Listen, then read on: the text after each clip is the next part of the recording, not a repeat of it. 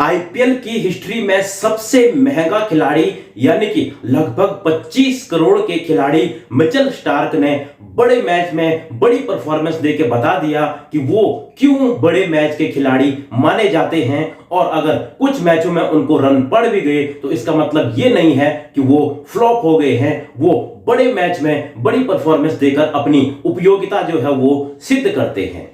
इस साल जब मिचेल स्टार्क को लगभग 25 करोड़ रुपए में कलकत्ता ने खरीदा था और उसके बाद जब शुरू के मैचेस में उनको रन पड़े थे, जिस तरह से 4 ओवरों में वो 50-50 रन पिटा रहे थे, तो लोगों ने कहा कि भाई गौतम गंभीर से इतनी बड़ी गलती कैसे हो सकती है। गौतम गंभीर जो कि कलकत्ता के मेंटोर हैं, लोगों को लग रहा था कि इन्होंने केकेआर के जो 25 करोड़ रुपए हैं वो बर्बाद कर दिए। और शुरू में ये बातें सच भी लग रही थी क्योंकि उनको शुरू के मैचेस में 4 ओवरों में 50-50 55-55 रन जो है वो पड़ रहे थे और विकेटें भी नहीं मिल रही थी। लेकिन धीरे धीरे जो मिचेल स्टार्क हैं उन्होंने बताया कि वो बड़े मैचेस के बड़े प्लेयर हैं और प्लेऑफ में उन्होंने जो है 3 विकेटें निकाली। और उन्होंने 3 विकेटें निकाली ही नहीं बल्कि हैदराबाद के उस बैटिंग लाइनअप को उन्होंने ध्वस्त कर दिया जो कि इस टूर्नामेंट में सबसे खतरनाक बैटिंग लाइनअप माना जा रहा था। ऊपर से उन्होंने ट्रेविस हेड को तो दूसरी ही बॉल पर 0 रन पर चलता किया और उसके बाद शहबाज अहमद और नीतीश रेड्डी को भी उन्होंने आउट करके हैदराबाद की जैसे कमर ही तोड़ दी थी। और वहीं से हैदराबाद ऐसे फंसी कि उस जाल से वो बाहर निकल ही नहीं पाई और मिचेल स्टार्क इस मैच में मैन ऑफ द मैच उनको चुना गया उनकी इस शानदार परफॉर्मेंस के लिए। और अगर मिचेल स्टार्क के आप शुरू के आंकड़े देखेंगे तो आप हैरान हो जाएंगे क्योंकि इस पूरे टूर्नामेंट में उन्होंने 13 मैचेस खेले हैं और उसमें उन्होंने सिर्फ 15 विकेटें निकाली हैं।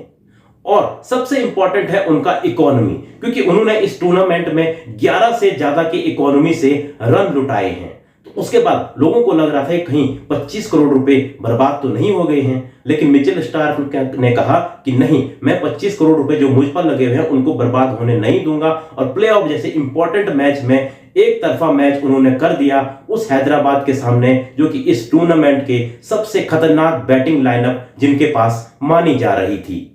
और अगर मिचेल स्टार्क फाइनल में भी कुछ ऐसी ही परफॉर्मेंस करते हैं तो कम से कम मिचेल स्टार्क ये जो है सिद्ध करने में कामयाब रहेंगे कि उन पर जो 25 करोड़ रुपए लगाए गए हैं वो ठीक लगाए गए हैं। और अब उन्होंने हैदराबाद के सामने जो 34 रन देकर 3 विकेट लिए हैं, इससे पहले के मैचेस में अगर उनकी परफॉर्मेंस देखेंगे तो वो इतनी कुछ खास नहीं जा रही थी। हैदराबाद के सामने उन्होंने 34 बॉलों में 3 विकेट जरूर निकाले हैं, लेकिन उससे पहले मुंबई के खिलाफ उनको 11 रन देकर कोई भी विकेट नहीं मिले थी।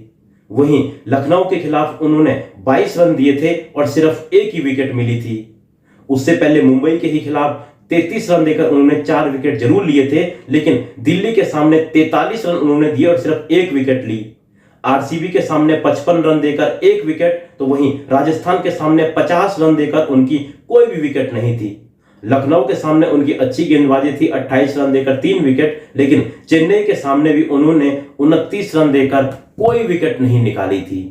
यानी कि ये तो उनके पिछले कुछ मैचेस थे 8-9, लेकिन उससे भी पहले अगर आप शुरू के मैचेस में जाएंगे तो वहां तो उनका हाल और भी बुरा था। शायद इसीलिए अब इतनी बढ़िया परफॉर्मेंस देने के बाद भी उनका जो इकोनॉमी है पूरे टूर्नामेंट का वो अभी भी 11 से ज्यादा का निकल कर आता है।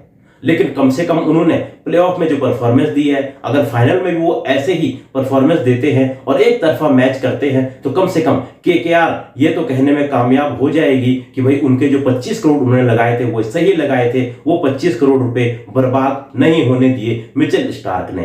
तो फिलहाल आपको क्या लगता है, क्या वाकई में मिचेल स्टार्क इस वक्त दुनिया के सबसे खतरनाक बॉलरों में से एक है? आप लोग भी मिचेल स्टार्क पर अपनी राय दे सकते हैं। मिलता हूं मैं आपको एक और ऐसी ही वीडियो में।